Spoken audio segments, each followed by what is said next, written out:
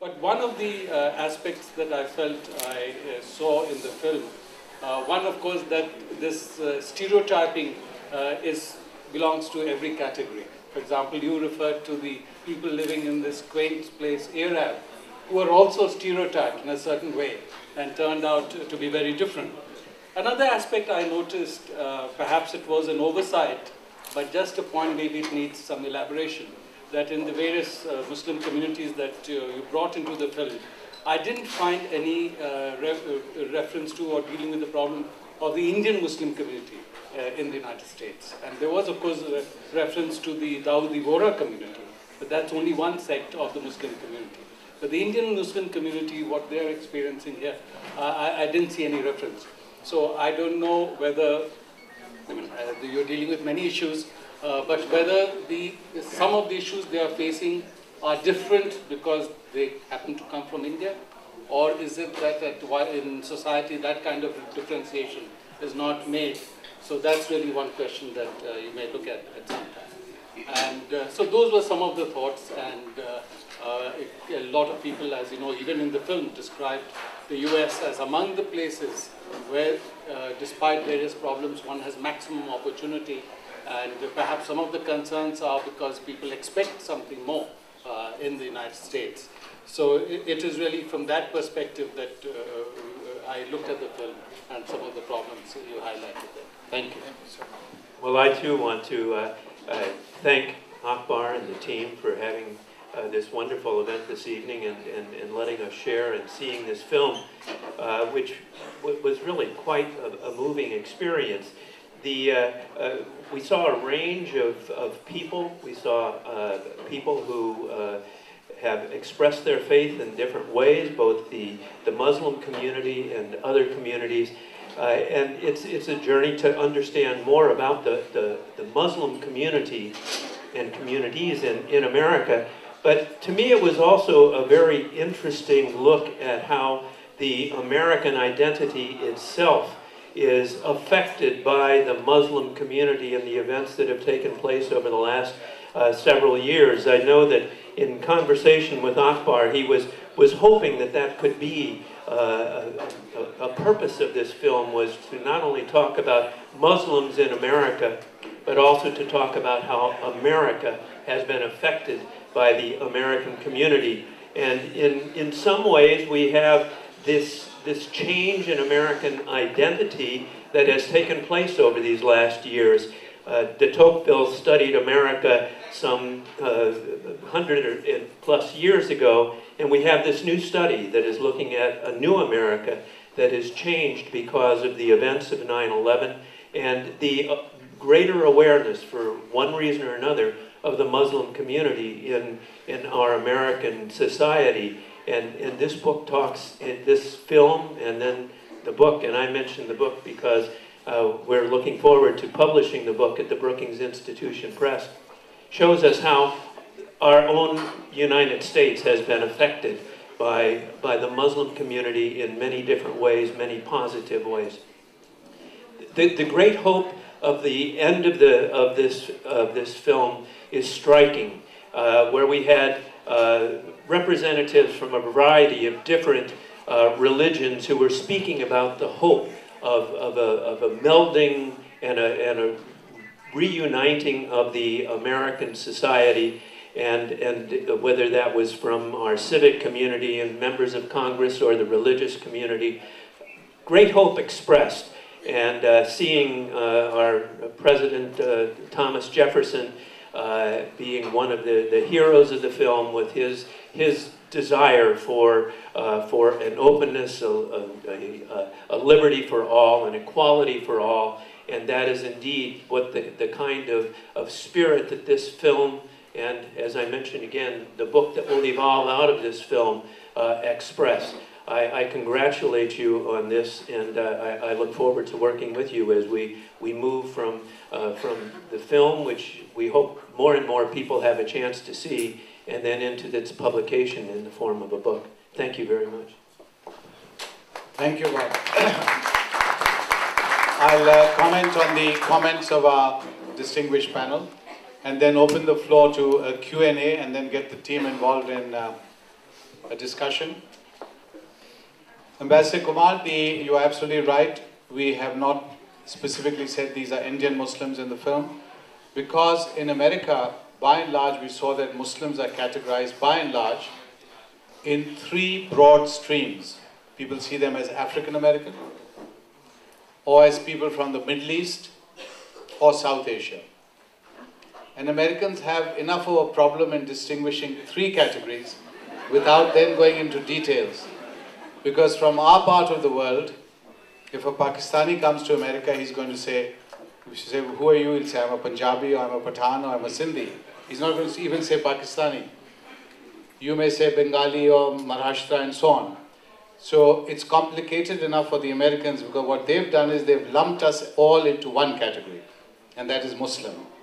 And they're just about understanding Muslim. So we met many Indian Muslims on the journey, many very distinguished Indian Muslims. We interviewed them, we talked to them, we enjoyed the hospitality. So rest assured, your community is doing well and representing India very well. Bob, thank you so much for reminding us of the greatness of Thomas Jefferson.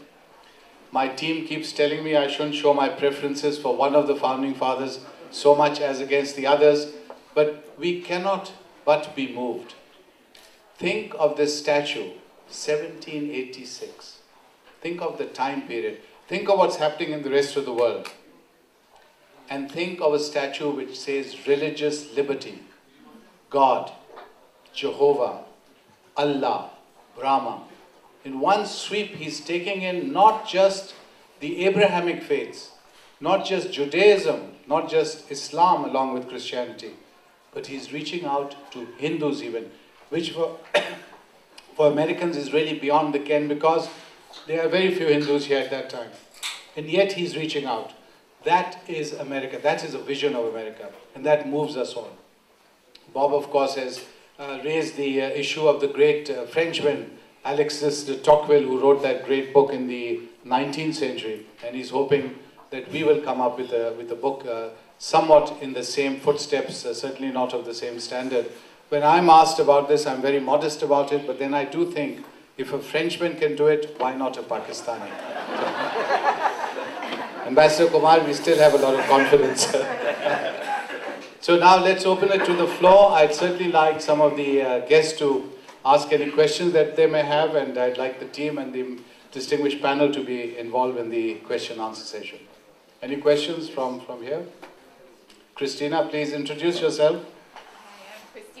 From the Sunday Times of London. I've been travelling in Pakistan for about 20 years, so I've known Dr. Ahmed for a long time. And I was interested to know whether you came across people who are making an effort to bring the two communities together and to reach understanding in the way that you do, or whether you felt the communities were getting further apart.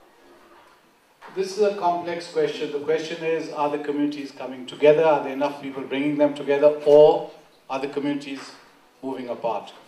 It's a complex question, because on the journey we were very optimistic. We met some wonderful people, Jews, Christians, Hindus, Sikhs, people who really reached out to us, opened their hearts to us, were involved in interfaith. And we really traveled through the length and breadth of the United States. We went to tiny towns, we went to the Midwest, we went to the most remote places possible, and we found this. At the same time, there are two great hurdles. The first hurdle is the bane of all scholars, and we are on a campus, and that is ignorance. People really don't know about each other. To the vast majority of Americans, Islam comes into their radar screen only after 9/11. And even then the understanding is so imperfect, Christina, as you know, that they went and killed Sikhs and molested Sikhs. Now Sikhs have a great cultural relationship and affinity with Muslims going back to history, but they're not Muslim, but simply because they were wearing a turban and where they had a beard, they said this must be Osama bin Laden. So therefore, there was a challenge in understanding. So ignorance is very important, and both ways. Let me be very fair here. As a Muslim, I'll say this, the challenge to the Muslim community, and we've got the young generation here, and I'm delighted they're all here, the challenge really is for us as immigrants in this country to reach out and explain who we are. What is our history? What is our culture? I'm a Muslim.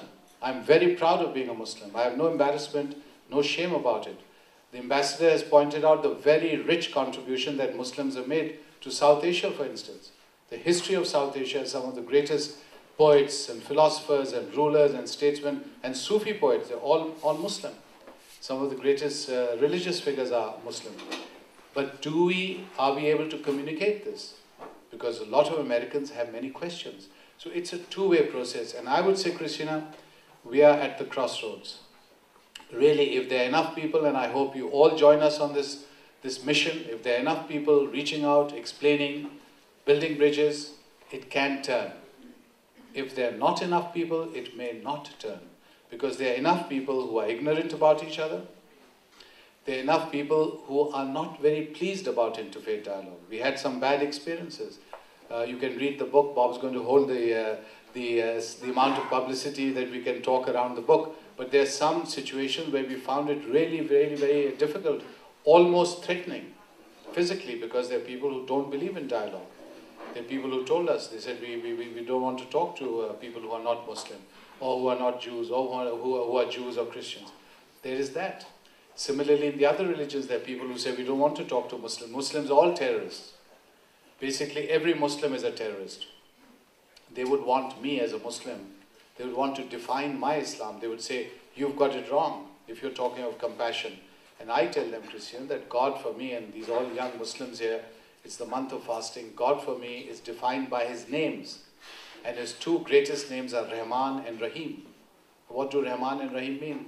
What do they mean? Tell us. What do they mean? The most merciful and the most beneficial. In many ways, the merciful base. Merciful, compassionate. Now, if a God defines himself as compassionate, merciful, how can a Muslim then say, I'm not compassionate, merciful? So these are things we Muslims have to communicate and face the challenges of the world that confront us. Please. My name is Ali Abu Zakuk, and this is my 40th year in America. And Georgetown was my first place to be here. Just 40 years, I have seen the development of the community, of American Muslim community in the United States. When I came, it was mostly, the literature was about the Americanization, the assimilation. Now I can see many places, it's not anymore the melting, but it's the salad bowl. You're talking about the identity crisis. I think it is the salad bowl that is really making a new identity for all Americans to bring about to the world at large, that cultures, religions, peoples can all mix together, work together, understand each other together, and each one of them with a unique character and a unique personality. I think that is my experience of 40 years of America, which I appreciate very much that I have come to this show. And we want another 40 years from you, inshallah. Khan Sahab, please. After. My name is Ahmad Raza Kasuri. I'm from Pakistan. I am one of the founding fathers of Pakistan Constitution of 1973, and my role is quite close to Thomas Jefferson's role in making of the American Constitution. And he looks like Thomas Jefferson. First of all, I will compliment you, Professor, for having made such a beautiful documentary. And I think it's a beautiful specimen of interfaith dialogue, because Professor Samuel Huntington gave a concept of clash between the civilization, but Islam believes in a dialogue between the civilization. I would like to comment, you see, about a few years back, I was in Cordoba, and I was among these thousands of tourists who were looking at the Cordoba Palace. The person, the lady who was, leading us, she was giving a presentation on Cordoba's culture. And she said to a huge number of people that Muslim ruled this part of the world for nearly 800 years. They came here in 711, and they ruled nearly 800 years. They were ousted in 1492, the fall of Spain. They said they were very, very liberal, and they were very peaceful people. And Toledo was the center of Muslims, Jews, and the Christians. Now, I was there, I raised my hand, and I put her a question. I didn't disclose my identity that I'm a Muslim and I'm from Pakistan. I said I believe that in India also, Muslim ruled for nearly 800 years.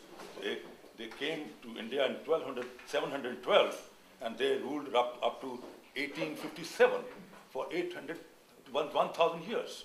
I said, when the partition of the subcontinent took place, the Hindus were a massive majority and the Muslims were minority. How come that a religion which ruled for 1,000 years and they are a minority and the other religions are a majority? That speaks volume that the Muslims are by temperament peace living and they believe in peaceful cooperation. And she said, you are right, Sisi. So I would like to convey to Ambassador that Muslims are very peace-loving people. Our religion stands for peace. Islam means peace. Muslim means a person who obeys the dictates of Allah, of God Almighty Allah. And a person who follows the dictates of God Almighty Allah cannot be wrong. So therefore, if you have some odd examples, just ignore it. Muslims, by and large, are a wonderful people. They are peace-living people, and they believe in peaceful coexistence. Thank you.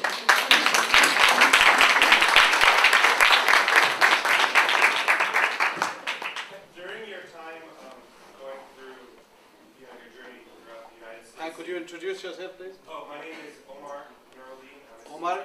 Omar Nuruddin. I'm a senior in the School of Foreign Service here at Georgetown.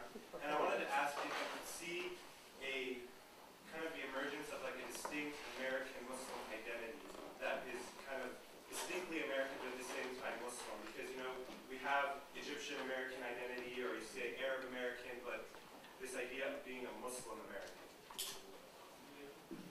Omar, this is an important question because it relates to how a minority begins to be influenced by the larger culture. Now, I'm an anthropologist. Everywhere where the Muslim community lives as a minority, it is influenced and influences. Whether it's the Middle East, whether it's South Asia, and here in America. Just as the other communities have been coming to the United States. My friend Jeff Weiss should be here. I don't know whether he's here, but he was telling me about the experience of the Jewish community as they came here in the 19th century. At first, there was a lot of prejudice, but over time, they became completely adjusted to America. They're still Jewish in terms of their identity, and yet they're American. Now, Muslims are going through that process. Muslims had a very interesting situation. Omar and I don't want to divert too much. I want the question-answer session to move much faster. But unlike the African-American Muslims who were brought here as slaves against their will from Africa, the Muslims from the Middle East, where I presume you're from, your family, and from my part of the world in South Asia, came, like the Indians, came after the 60s when Kennedy moved the Immigration Act and his death. Johnson. Yeah, Kennedy initiated it, and then Johnson got it. Remember, we are doing the research. My team is going to jump on you. They've been through every library, every book, so they know what they're talking about. You have to give Kennedy the credit. He was assassinated, and in the backlash, that act went through. Otherwise, do you think the act would have got through? It would have been very difficult. Now, when that happened, you had the middle class, doctors, engineers, lawyers coming from the Middle East and South Asia to America. So they bypassed the process that took other communities centuries. The Jewish community, 2 centuries. The Irish, the Italian, a century to adjust. Participation in a world war. And then they emerged as fully American. Muslims did not go through the process. They went through a short circuit, which means they arrived as middle class very quickly. Like your parents, they were living the American dream. When we traveled, we met many Muslims, mashallah, doing very well, living in huge houses, many cars standing in the driveway. They had suddenly become part of the American dream. 9/11 put everything back for them. The dream turned into a nightmare. And that's when the question of identity came up. Are they Egyptian? Are they Muslim? Americans only knew you as Muslim. And very often, the subtext was that Muslim was not such a good thing. Muslim was associated with negative attributes. Terror, extremism, violence. So therefore, the question of identity becomes important for Muslims. Much more for than, say, Hindus or Buddhists, because they don't have this problem. Secondly, you cannot understand your own identity without understanding American identity. because it is America that is giving you an identity. And how are you going to understand your identity when you don't understand American identity? And I'll tell you, Omar, you're the young, educated generation, but my team will testify to this, that dinner after dinner after dinner with the Muslim community, they're wonderful. Muslim hospitality is world famous. I'd ask them questions just like in the session we are having, because I'm a teacher. I'd say, all right, how many of you have read Alexis de Tocqueville, or Benjamin Franklin, or Jefferson? These are the foundations of this society. And the answer, Omar, I wouldn't surprise you too much, but the answer was very, very few people. Very few people. Now, here's a challenge to the Muslim community. We have to, and that's why I repeat again and again and again. Ilm was the foundation. Khan Sahib just talked about Spain. What was the secret of Muslim Spain? Because society respected ilm, knowledge. Now take a look at the Muslim world. 57 states. Now there's a lot of dynamism, vitality. The young generation is restless, wanting to move on in the world. But ask yourself, how well is ilm doing there? Ask yourself that. Are you satisfied with the state of education? With the ilm? Is enough money going into ilm as distinct from armies and the defense? And you tomorrow, if you're the president of one of the Muslim countries, how will you distribute this? How will you one day answer to your maker? Will you tell God, Allah subhanahu wa ta'ala, that I did my best for the ummah? So these are the challenges Muslims face. We tend to shift our blame to others, and we see conspiracies. In our part of the world, we see Hindu conspiracy, Indian conspiracy. In the Middle East, they'll see some other conspiracies. Those conspiracies simply lull us into assuming that we don't have problems. We must look at ourselves. That is why ilm is so important. Because the first principle of ilm is to know yourself. If you don't know yourself, you're not functioning in the world. God tells you, the first words God tells you is to read, to use your brains. That's your challenge. You had a question?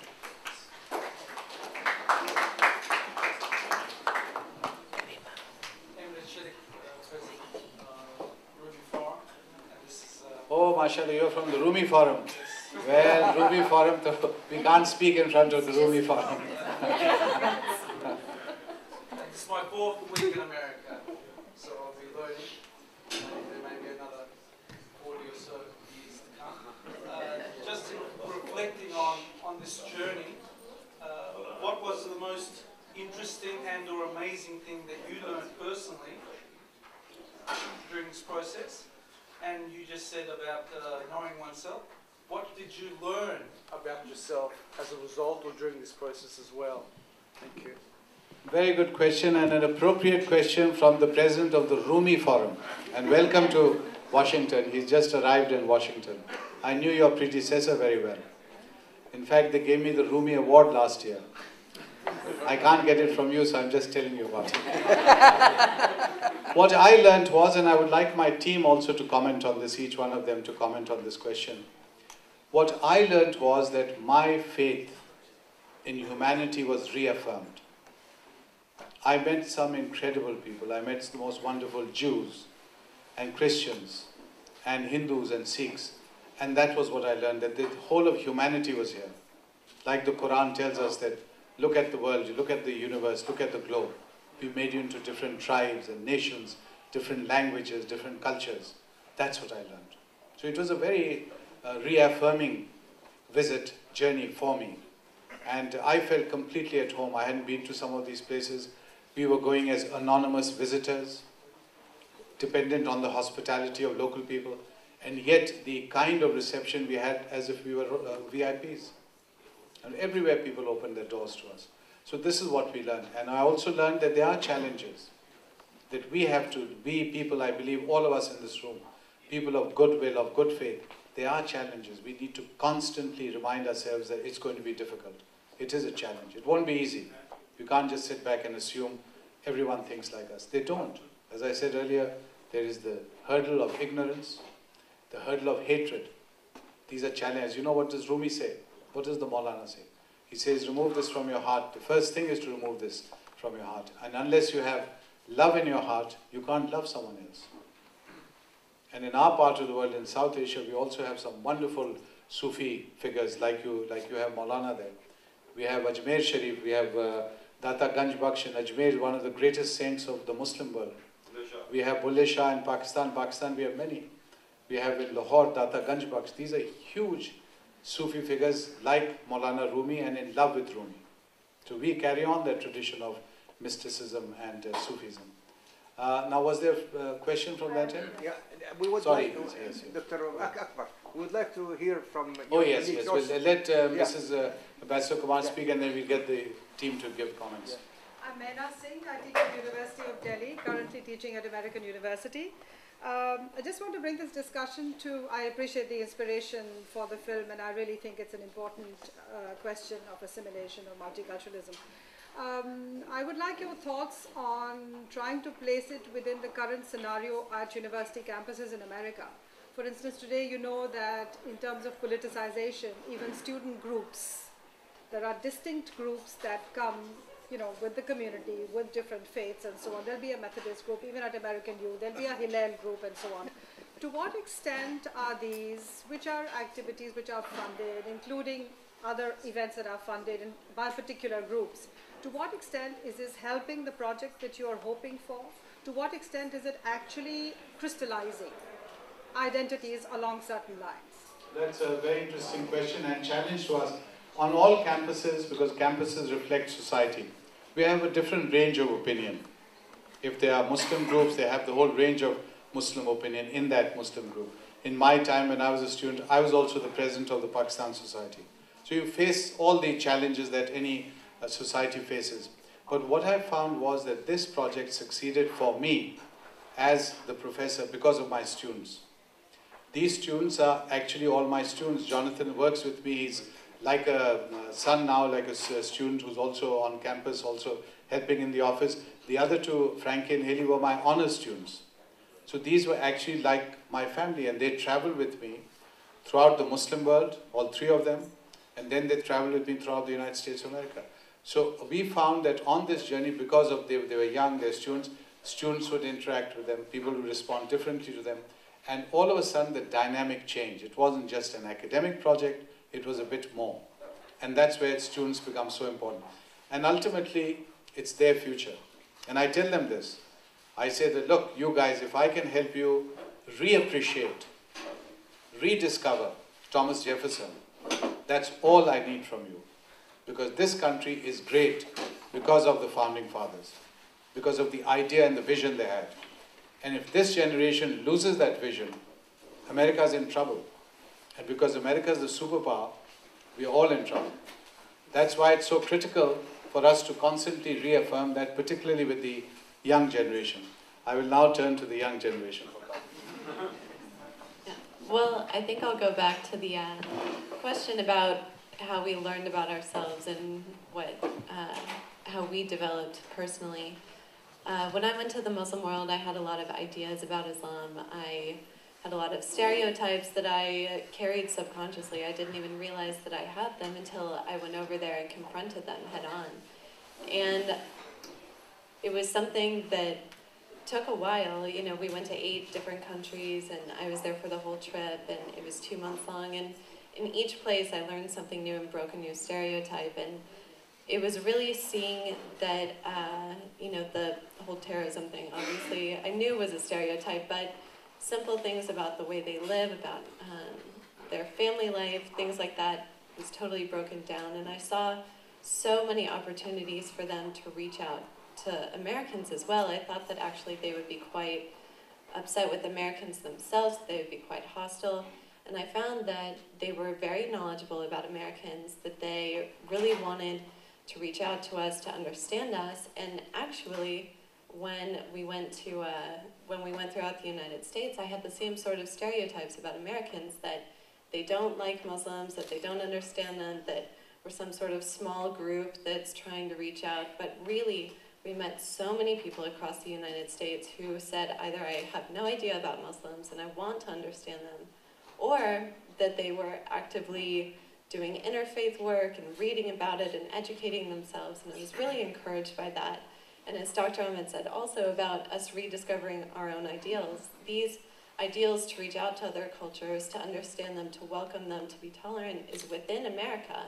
And it's something that we need to rediscover as a nation. So I think this trip really reaffirmed my faith in America and the ideals of America, and that the solutions to the problems between the two civilizations actually are really within both of our respective cultures. The best of Islam is compatible with the best of America, and us just rediscovering our own ideals is the answer.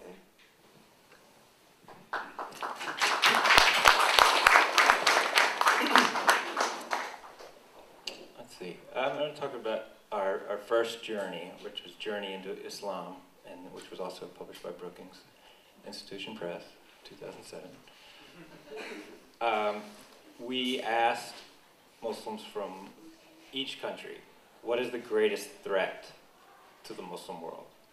What do you fear the most? What is the greatest threat to the Muslim world? We asked this every country, and every country we had the same #1 answer, and it was the misperception of Islam in the West.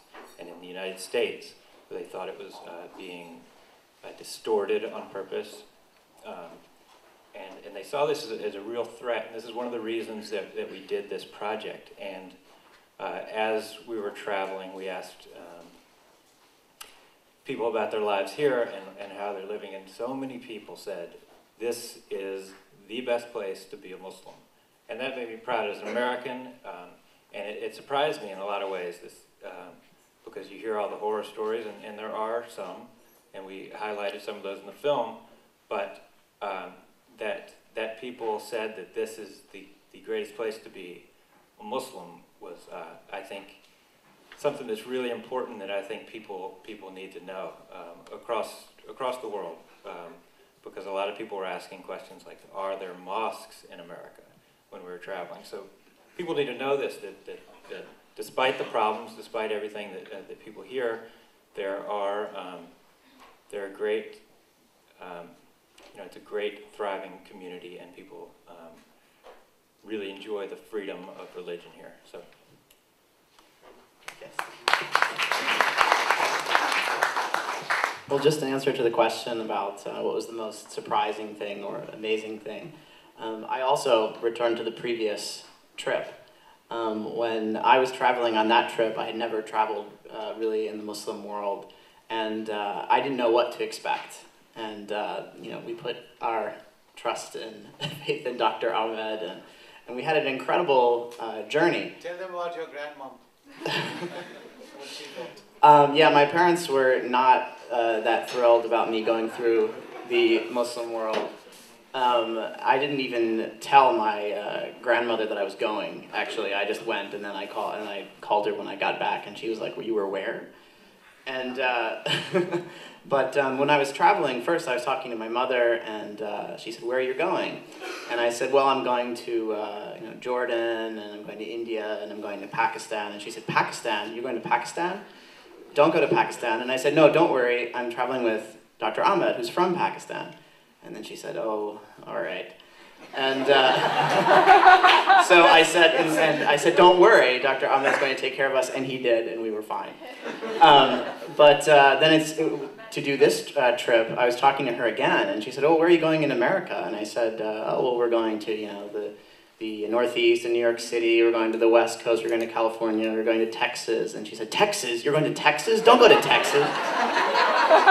And I said, "Don't worry, we're traveling with Dr. Ahmed." And she said, "He's not from Texas." So, but it was fine, and the Texas part of the trip passed without incident. But I would just say that I was up for anything in the Muslim world. My mind was open, and I learned so much. And in America, I was a little bit kind of thinking, well, I know about America, like I'm from here, And I was completely wrong. I learned so much about the country itself. And these questions that Dr. Ahmed was kind of forcing us to ask ourselves as Americans, as what does it mean to be American? And we asked this question to everyone we met on the trip. And we got some interesting answers, as you saw in the movie. And Dr. Ahmed kept coming back to the founding fathers, and I think that's right. I mean, this is a pluralist vision for the United States, and it was kind of exciting to kind of discover that and think about it and think about what it means. And I was also just amazed by the diversity of the Muslim population in the U.S. I mean, we met Cambodian Muslims and Muslims from all parts of the world are in the United States. So I think, yeah.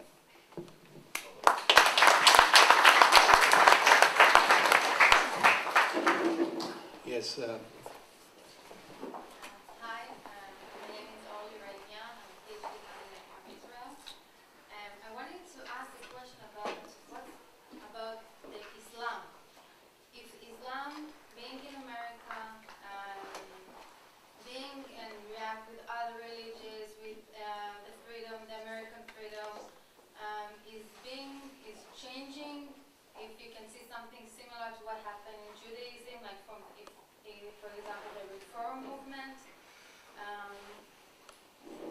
Again, a very interesting question because we make this comparison, especially with the Jewish experience.